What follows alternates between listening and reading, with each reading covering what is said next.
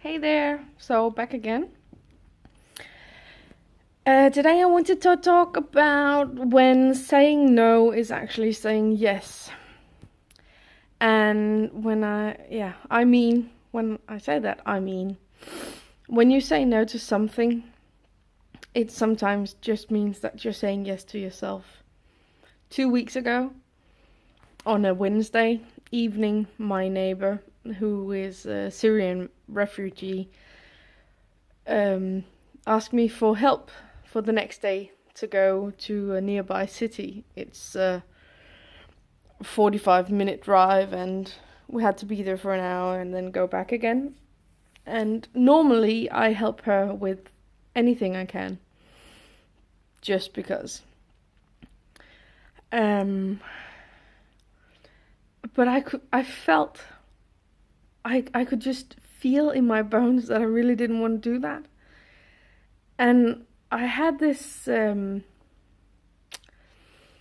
nagging, you don't have an excuse for not doing it, because I didn't have any plans, and there was no real reason for me to not do it.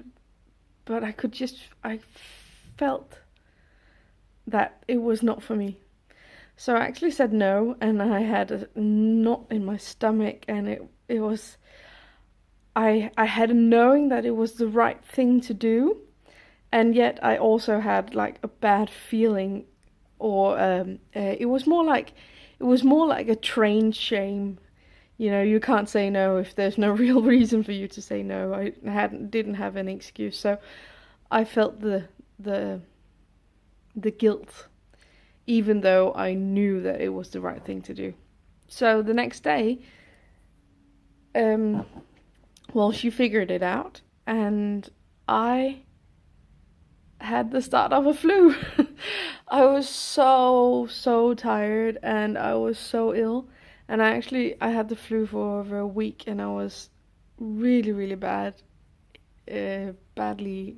Yeah, I was really sick, and I normally don't wake up my boyfriend when David wakes up in at night, but I actually did this week.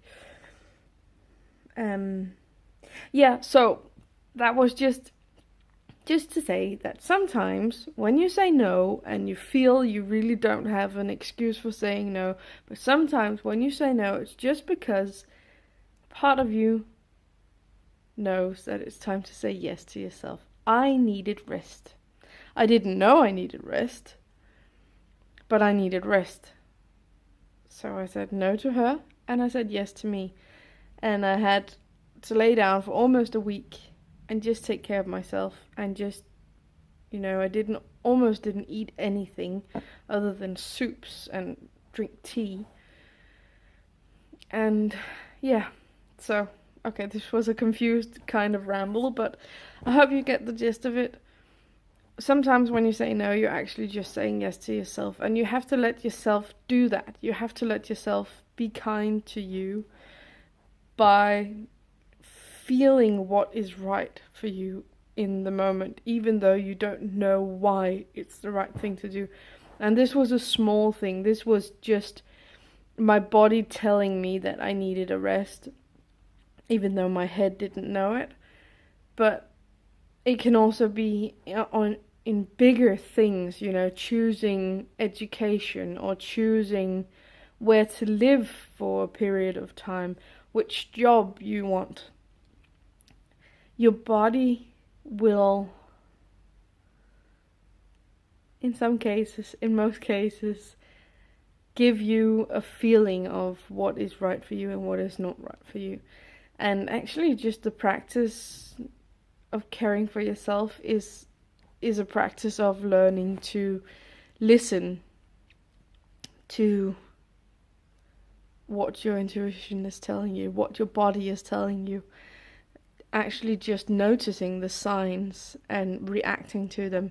And this is hard work, because we, in most cases, are brought up to ignore our own senses and feelings and just do as we're told, or do as we're supposed to do.